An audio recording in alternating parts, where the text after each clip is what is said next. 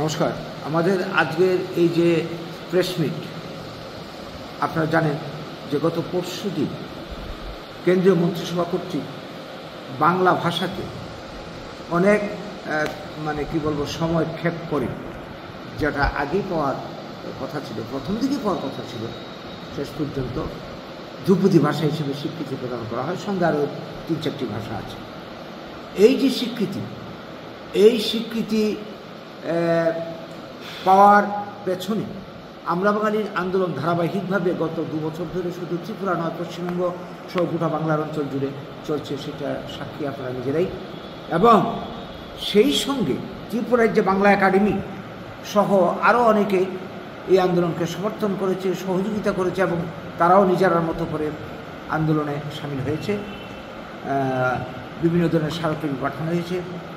পশ্চিমবঙ্গ থেকেও বিভিন্ন সংস্থার মাধ্যমে এটা হয়েছে। যাই হোক, সবার সামগ্রিক প্রচেষ্টা এই স্বীকৃতি আমাদেরকে খুব আনন্দিত, আমরা সবাই আনন্দিত, এই স্বীকৃতিতে উচ্ছ্বসিত। এবং এই স্বীকৃতি কাজে যারা যুক্ত এবং যারা এই স্বীকৃতি আদায় করার জন্যে যারা সহযোগিতা করেছেন, তাদেরকে আমরা কৃতজ্ঞতা জানাই সবাইকে।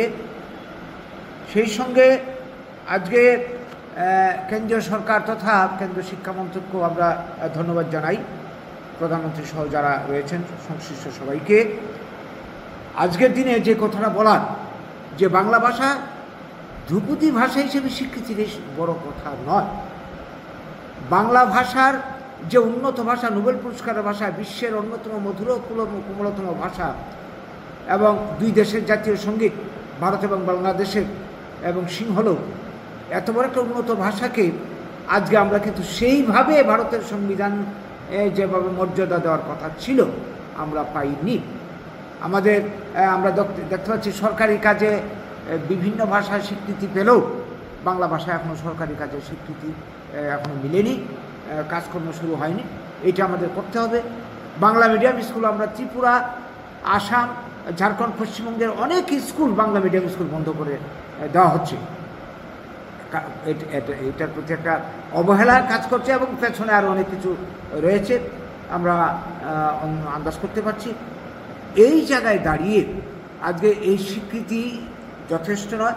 আমাদের বক্তব্য যে এই স্বীকৃতি তখনই সার্থক হবে যদি ত্রিপুরা, পশ্চিমবঙ্গ সহ বাঙালি অধ্যুষিত অঞ্চলে বাংলা ভাষা উন্নয়নে পর্যাপ্ত আর্থিক বরাদ্দ করে গবেষণার ব্যবস্থা করা হয়। 1 নম্বর, ভারতের বিভিন্ন স্থানে বিভিন্ন পাণ্ডুলিপি রয়েছে, বিভিন্ন স্মৃতিচিহ্ন রয়েছে, এগুলি লুপ্ত হওয়ার পথে, অযত্নে, অবহেলায় এগুলিকে সংরক্ষণ ব্যবস্থা করতে হবে। 3, বাংলা ভাষার যে প্রাচীন লোকসংস্কৃতি, লোকগাথা, যেগুলি প্রায় শেষ হওয়ার পথে, ধ্বংস হওয়ার পথে, এগুলিকে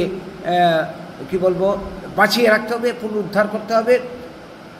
আপনারা জানবেন যেমন গাজন, ত্রিপুরার গাজন, ভাওয়াইয়া, এই যে বিষয়গুলি এখন হারিয়ে যাচ্ছে, কিন্তু তো এগুলি সংরক্ষণ ব্যবস্থা করতে হবে।